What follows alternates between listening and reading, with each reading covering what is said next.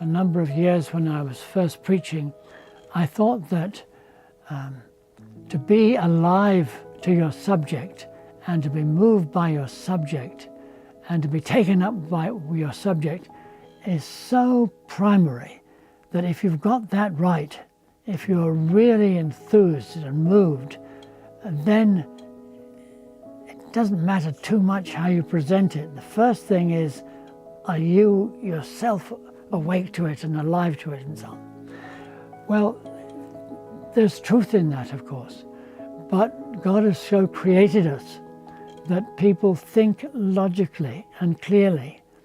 The man in the street who's never been through much formal training, he still thinks in a structural way. And if we just hand out truth without real form to it, not in a way that is easily remembered, well, we're missing something. He should be able to hand his material over to people in a form that they can carry away. Preaching, what an old preacher said, is to strike and stick. And it's not likely to stick if it's just poured out in a diffuse sort of mass. It needs to be put in a form that someone can carry away. Preaching is a wonderful thing and a mysterious thing.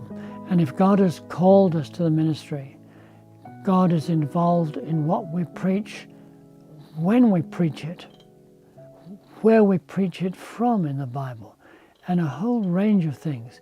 Now that's in turn related to who we're preaching to.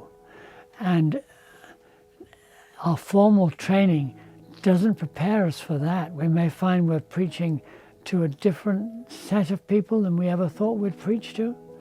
There may be people that have been subjected to certain influences that have to be addressed, and congregations differ enormously. Even today, I've often said to friends, if you were called to preach in the north of Scotland, in a certain spiritual culture, or in Swansea or in South Wales, you would find considerable differences in the congregations, and how you approach those differences from Scripture will vary. What your emphasis is, what scriptures you're led to. If a man hears an eminent preacher and gets the impression that's the way to preach, in some ways that's good, but in other ways it's dangerous. Dr. Lloyd-Jones, for example, was 20 years preaching before he began consecutively a passage of Scripture. Why? He needed the experience first.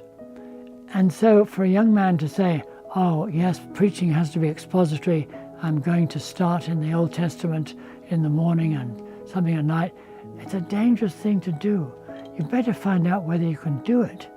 In other words, gifts develop, things come with experience, and if people like Spurgeon felt that they were not gifted to preach consecutively through passages, we better be careful about assuming that I can do it.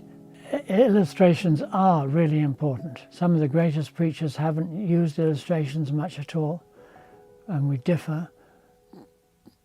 And to overuse illustrations is worse than not having any illustrations.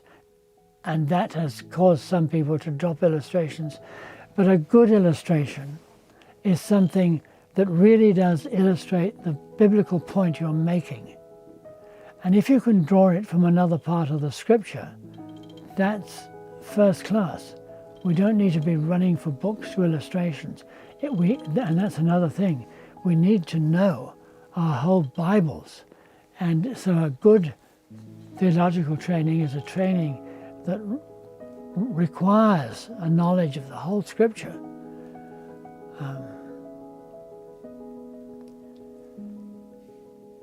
So illustrations can be drawn from Scripture very helpfully, and they can be drawn from church history, and they can be drawn and should be drawn where possible from, if they're not from the Bible, from books that are accessible to men.